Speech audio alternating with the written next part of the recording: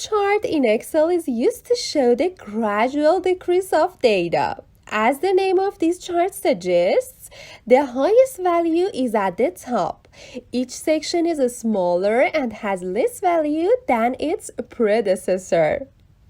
This chart is usually used to show hierarchy. For example, is used to show sales steps. Here we want to use the funnel chart to show the process of sending emails and its feedback.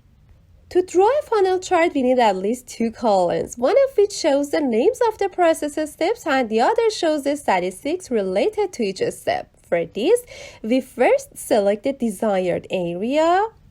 And after that, from the Insert tab from the Chart section, we select the funnel chart. And in this way, the funnel chart is created for our data and we can check the data using it. Well guys, thanks for staying with me.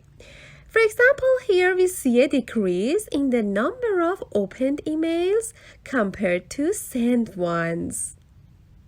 We also see that there is little difference between followers and sign-ups, which this review shows. This part has done well. Like other types of charts in Excel, we can customize the funnel chart. As you may know, this will improve the appearance of the chart. So, for this, we double-click on the chart. And after that, we can use the opened window for more settings, as you witness.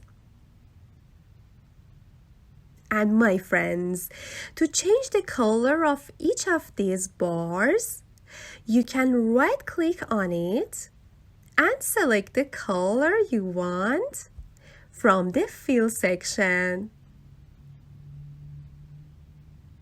So easy.